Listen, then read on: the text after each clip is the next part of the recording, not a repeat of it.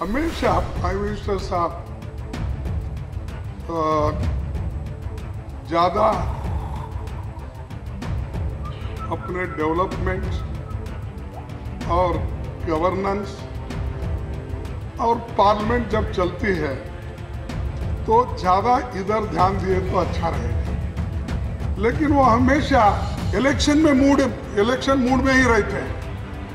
इधर पार्लियामेंट चलते रहता है, उधर मेरे कॉन्स्टिट्यूंसी में गए हैं गुलबर्गा, वहाँ पर लंबाड़ों के कॉन्फ्रेंस में जाके पूरा हार्ड। अरे भाई मेरी एक ही कॉन्स्टिट्यूंसी मिल रही है आपको, और एक कॉन्स्टिट्यूंसी में 2 मीटिंग, एक कॉन्स्टिट्यूंसी में 2 मीटिंग नहीं। सर ये गहरी जांच का विषय है। अरे मुझे बोलने तो दो। ये नजदीकी संबंध है। उन्होंने भी हंस रहे, पहली बार हंस रहे हो मोदी साहब, पहली बार हंस रहे, आप उनको हंसने भी नहीं दे रहे। मेरे पास अध्यक्ष महोदय यहाँ अगर टेबल पे भी रखूंगा तो ये रिकॉर्ड में भी नहीं आएगा, क्योंकि भाषण जो हम कहते हैं वही रहेगा। मैं 1947 के पहले इस देश की स्थिति क्या थी और 2014 तक स्थिति क्या है और 14 से लेकर आप तक क्या किया, ये सब मेरे इसमें है। ये अगर उतना टाइम अगर आप देते हैं, मैं कंपैरेटिवली बोल सकता हूँ। लिटरेसी रेट पहले क्या था, लाइफ एक्सपेक्टेंसी क्या था, इन्फेंट मोरालिटी क्या था, फीमेल लिटरेसी क्या था, SC ST क्या था, सब सारी चीज़ें बता सकता हूँ। लेकिन इतने काम करने के बावजूद भी आप में इतनी, क्या कहेंगे हम, इतनी झलसी क्यों है? भाई अपने बात को आप रखिए, लेकिन दूसरे जो काम किए उसकी भी थोड़ा सा कहिए। अगर बुनियाद नहीं है तुम्हारा बिल्डिंग कहाँ खड़ा होगा? जब बुनियाद नहीं है साहब, बुनियाद में जो पत्थर जाते हैं वो किसी को नहीं दिखते, लेकिन ऊपर जो रहते हैं वही इनॉग्रेशन के नाम दिखते हैं। इसीलिए मैं ये 10 पेज का पूरा यहाँ पर रखूंगा, लेकिन बोलने के समय भी मुझे कम है, लेकिन आप बड़े दिल वाले हैं, मुझे नहीं मान्यवर, जरूर मान्यवर। हाँ। ये समय आपने निश्चित किया है, आपकी पार्टी का समय बचा हुआ है। निश्चित किया गया कि आप 30 मिनट बोलेंगे। कल माननीय दिग्विजय सिंह जी बोल रहे थे, जयराम रमेश ने इनको 10 मिनट और दे दिए, पर अब भी जितना समय है आप उसका उपयोग कीजिए। नहीं, मैं उतने समय का तो उपयोग करूंगा, लेकिन आपको डिस्क्रिशनरी पावर है ना साहब। हमने तो दिया है आपको, इस हाउस को आगे बढ़ाने का भी टाइम आपको, आपके पास है। सबका, सभी को पूछ के घंटा, 2 घंटे, 4 घंटे चला सकते हैं, तो सब सुप्रीम पावर आपके पास है। मेरे पास तो सिर्फ रिक्वेस्ट करने का। कल मैंने कोशिश की थी कि हाउस को 8 बजे तक चलाएं जी, समर्थन नहीं मिला। बड़ी कोशिश की थी, क्योंकि the house is made for dialogue, debate, discussion, ताकि पब्लिक इंटरेस्ट सर्व हो पाए। मेरा समय भी जा रहा है सर, और हमेशा प्राइम मिनिस्टर साहब ज़्यादा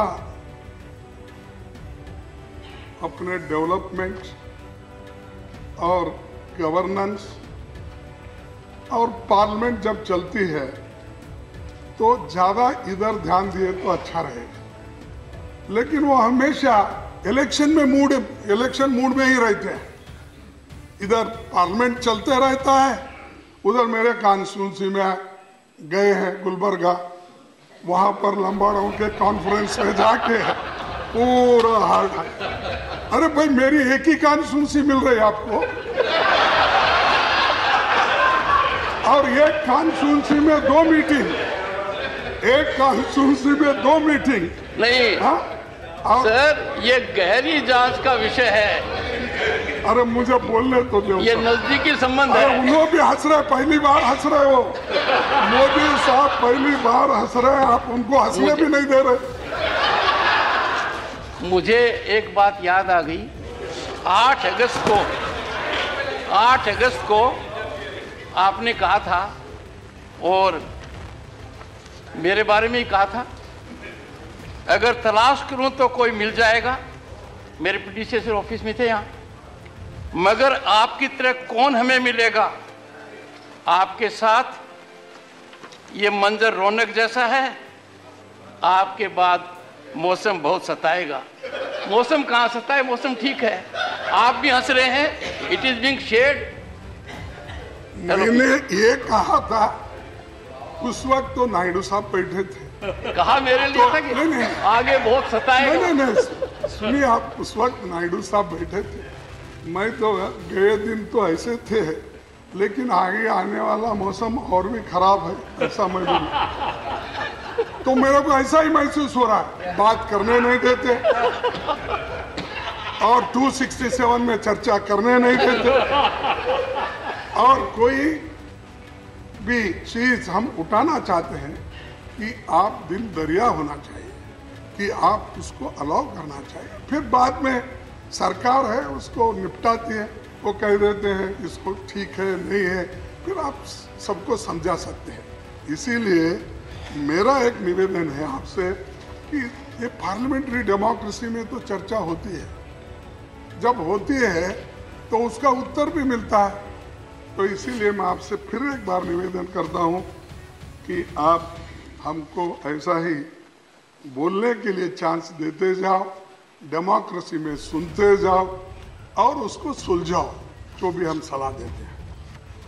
सब दूसरी बात, अब भारत जोड़ो यात्रा हम राहुल गांधी जी कन्याकुमारी से लेकर कश्मीर तक चले, और मैं हर स्टेट में मैं भी उसमें हाजिर हुआ, तो अपनी बात बहुत से जगह कही और बहुत से जगह अपनी बात को मैं रखा। और ये जो भारत जोड़ो यात्रा, ये कोई किसी के खिलाफ नहीं है। ये एक 3600 किलोमीटर चलना और लोगों के विचार को सुनना, और लोग जो कहते हैं वो आगे के लिए मार्गदर्शन उसका लेना, यही मकसद था। लेकिन यहाँ पर जो सदन में मैं देखता हूँ, सदन के बाहर भी मैं देखता हूँ कि कभी भी या तो नफरत की बात ज्यादा करते हैं। बार बार मैं देखता हूँ हमारे रिस्पॉन्सिबल एमपीज, मिनिस्टर्स ऐसी बात करते हैं कि कहीं भी जाओ हिंदू मुस्लिम, हिंदू मुस्लिम, हिंदू मुस्लिम। अरे वही है आपको देश में, हिंदू मुस्लिम ही मिलता है, दूसरे सब्जेक्ट नहीं मिलते ये।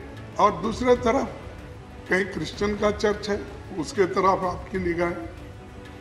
कहीं शेड्यूल कास्ट किसी मंदिर में गया तो उसको मारते हो, उसकी सुनवाई नहीं होती है। अरे सुनिए, देखिए एक क्या है, आज हम शेड्यूल कास्ट को हिंदू समझते ना, नहीं समझते ना, समझते हैं तो उसको मंदिर में क्यों अलाउ नहीं है? समझते हो तो उसको पानी क्यों नहीं देते? समझते हैं तो उसको शिक्षण क्यों नहीं देते? समझते हो तो उसको बराबरी का स्थान क्यों नहीं देते हो? अरे उसके घर में जाके खाना खा के शो मचाते हो। हमने आज शेड्यूल कास्ट के मकान में खाना खाया, बहुत से मंत्री फोटो निकालकर टीवी में ये बताते हैं ये शेड्यूल कास्ट के घर में आज खाना खाए, बड़ी बात है नहीं। अरे धर्म एक है ना, ऑनरेबल, जब धर्म एक है Honorable LOP. जब घर में एक One second. Honorable LOP, please. Sir. Sir, I can inform Mr. Jairam Ramesh, LOP doesn't need your support. No leader of opposition knows how to handle his affairs. Every time you get up, whether it is Digvijay Singh or someone else, that is not appropriate. Every member in the house stands on his own leg. One second, please. One second. LOP brings on the table huge experience of decades. When sitting in the chair, I find the gestures of LOP are little beyond his normal discourse. It is my bounden duty to request him to maintain composure. Sir, we are not in aggressive mode. This house is meant for sober dialogue with sobriety so that we understand each other's point of view. Honorable LOP will bear this in mind. This is my request. Please. Sir, मैं दुख के साथ कहता हूँ, मेरा दर्द दूसरे लोग समझ नहीं सकते। इसीलिए डॉक्टर बाबा साहब अम्बेडकर ने कहा, जिसको दर्द होता है उस दर्द पे मुलायम कौन लगाते हैं उसी को महसूस होता है। जो मुलायम नहीं लगाने वाले हैं या उसको देखने वाले नहीं मालूम, तो उसी को मालूम होता है। जो झेलता है ये कठिनाई उसी को मालूम होती है, दूसरों को नहीं। तो इसलिए एक तरफ वो हमारे साथ भी नफरत, फिर उसके बाद धर्म के नाम से, जाति के नाम से, भाषा के नाम से वो भी नफरत से भरा हुआ है। इसलिए नफरत छोड़ो, भारत जोड़ो।